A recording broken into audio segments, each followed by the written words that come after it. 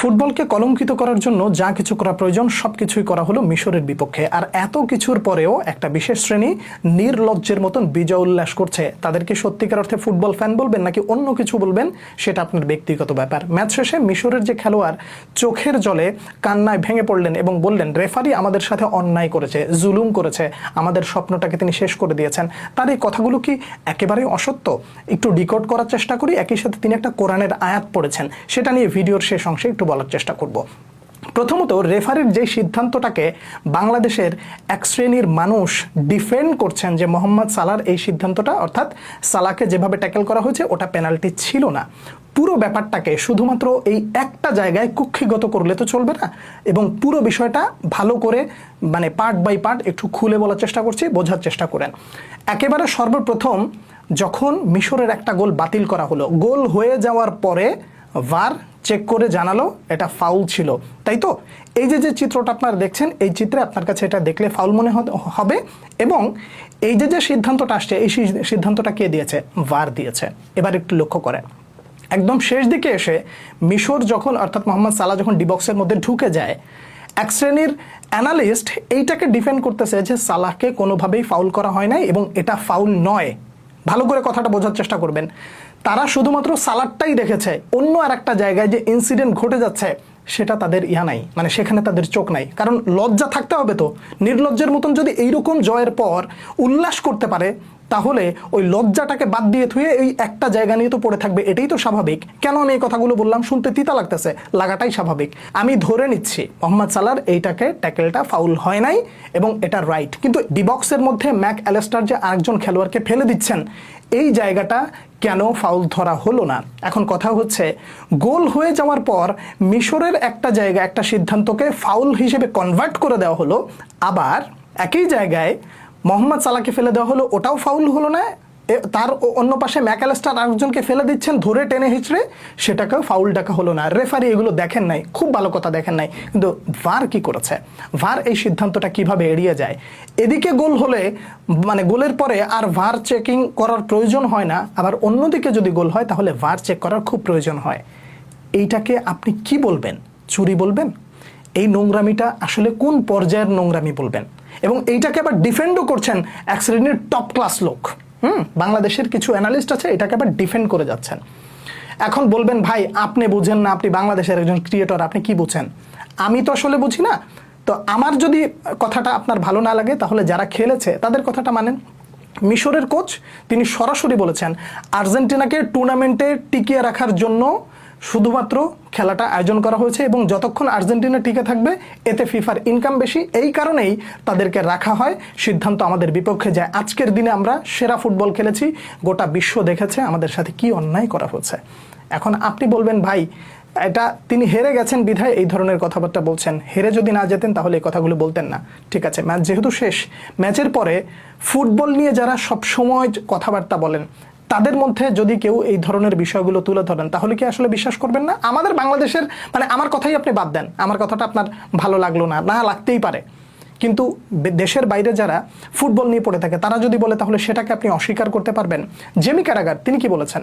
ভারের কারণে মিশরের যেই গোলটা বাতিল করা হয়েছে, এই গোলটা যদি অন্য কোনো দলের বিপক্ষেও হতো তাহলে এটা গোল হিসেবেই ধরা হতো। আপনি যদি ইংলিশ প্রিমিয়ার লিগ বা অন্য কোনো লিগের কথা বলেন, সেখানে যদি ভার চেক করা হতো তাহলে এটা গোল হিসেবেই গণ্য হতো।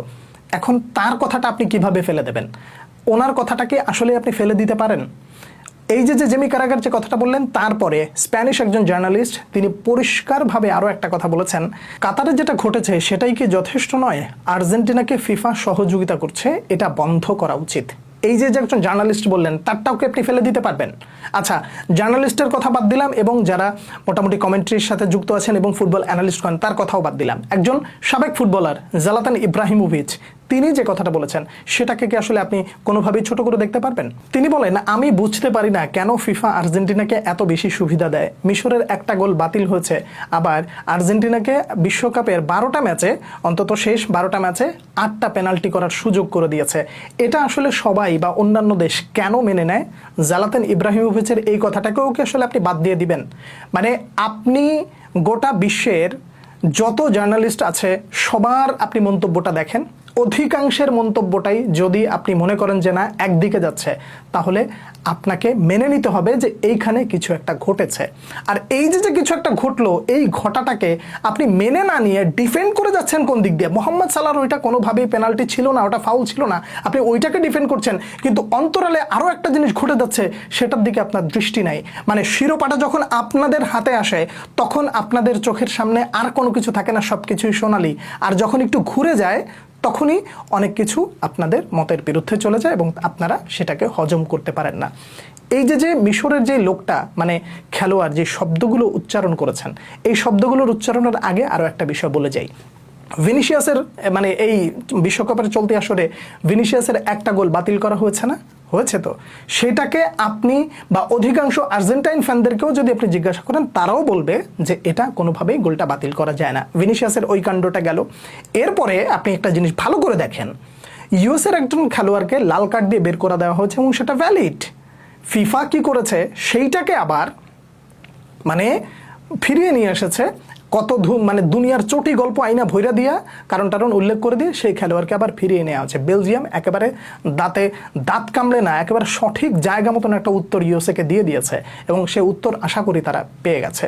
দেখেন, মিশরের ম্যাচ, আর্জেন্টিনার সাথে মিশরের ম্যাচটা শেষ হয়ে যাওয়ার পর যখন কলম্বিয়া এবং সুইজারল্যান্ডের মধ্যকার খেলা হয়, তখন গ্যালারিতে বসে নির্লজ্জ, ইতর, ছোট লোক, এই অসভ্য ফিফা সভাপতি, তিনি এবার মিশরের পতাকাটা নিয়ে নির্লজ্জের মতন দাঁড়িয়ে গোটা বিশ্বকে দেখাচ্ছেন, দেখেন আমি এটা করি, কি বলে, আমি মিশরের অনেক সাপোর্ট। কিন্তু এই নির্লজ্জটা বাংলাদেশের এই যে মানে যারা মানে সালার এই গোলটাকে বা এটাকে ডিফেন্ড করে যাচ্ছে, এই নির্লজ্জদের মতন ফিফা সভাপতির এই যে নির্লজ্জতা, ভালো করে একটু দেখেন।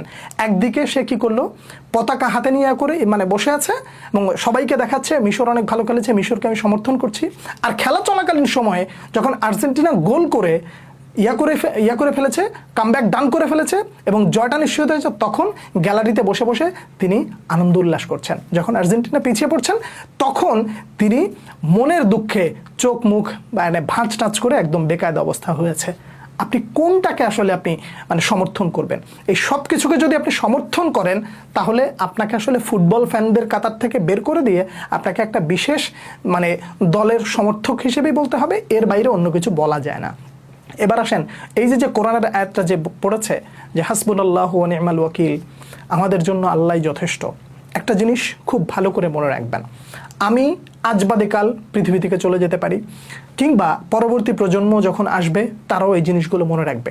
আপনাদের কাছে একটা খোলামেলা আলাপ বলে যাই, আর্জেন্টিনা ইংল্যান্ডের সাথে যে অন্যায়টা করেছিল, অর্থাৎ ম্যারাডোনা ওই যে হাত দিয়ে গোল দিয়ে যে অন্যায়টা করেছিল, ইংল্যান্ডের সাথে যেই আচরণটা করেছিল ম্যারাডোনা, সেটার জন্য তারা একটা দীর্ঘ সময় কিন্তু পস্তাইছে এবং মানুষের কাছে আজ অবধি চোরের লকব হিসেবে তাদেরকে মোটামুটি মানুষ পরিচিতি দেয় এবং একই সাথে তাদের অর্জনকে মানুষ খাটো করে দেখে। আর মিশরের সাথে যেটা হলো, এগুলোর জন্য আর্জেন্টিনা দীর্ঘদিন পস্তাবে।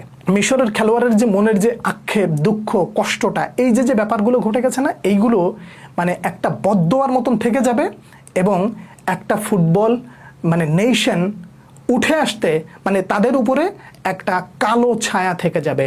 ইংল্যান্ডের সাথে যে আচরণটা করেছিলেন, ওইটার পরে আপনাদের উপরে যে একটা কালো ছায়া ছিল, মানুষের ভেতর থেকে বদদোয়া ছিল, খারাপ লাগা ছিল, আশীর্বাদ ছিল না, ঠিক একই জিনিসটা মিশরের সাথে ঘটার পর এবং ফিফা যেইভাবে সহযোগিতা করে যাচ্ছে আর্জেন্টিনাকে, তাদের উপর থেকে একটা কালো ছায়া থেকে যাবে। পরবর্তী প্রজন্মকে তারা মানে পরবর্তী প্রজন্ম, যেমন আমরা ম্যারাডোনার ব্যাপারটা নিয়ে মানে আলোচনা করি, পরবর্তী প্রজন্ম ম্যারাডোনা সহ এই জিনিসগুলোকে চুরি হিসেবে আখ্যা দিবে যে ফিফা একটা দলকে বিশেষ মানে ক্ষমতায়নে বিশেষ আচরণের কারণে ফিফা একটা দলকে সুবিধা দিয়েই তাদের অর্জনের ঝুলিটাকে মোটামুটি আলাদা করা হয়েছে। ক্রিশ্চিয়ানো রোনালদোকে নিয়ে মেসির সাথে যে ডিবেটটা চলে, এই ডিবেট নিয়ে পরবর্তী মানে পরের ভিডিওতে আমি কিছু একটা আলোচনা করার চেষ্টা করছি, সেটা অবশ্যই দেখবেন।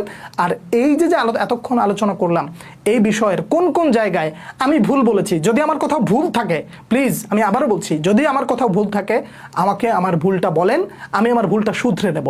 আর যদি আমার ভুল না থাকে আপনি আপনার সঠিক মতামতটা জানাবেন। একই সাথে এই নির্লজ্জ নির্লজ্জদের মতন এই ফুটবল বিশ্বকাপে যা হচ্ছে, এই নির্লজ্জের বিষয়গুলো আপনার চারপাশে যেগুলো ঘটছে তাদেরকে দয়া করে একটু বোঝানোর চেষ্টা করেন, না হলে তাদের থেকে আপনি নিজেকে মুক্ত রাখবেন বলে আমি ব্যক্তিগতভাবে মনে করছি। আপনাদের সামনে আমি যা বুঝেছি সেটাই তুলে ধরলাম। কে কি মনে করছেন জানাবেন পরবর্তী ভিডিওতে। আবার দেখা হচ্ছে, সে পর্যন্ত অনেক অনেক ভালো থাকবেন। আল্লাহ হাফেজ।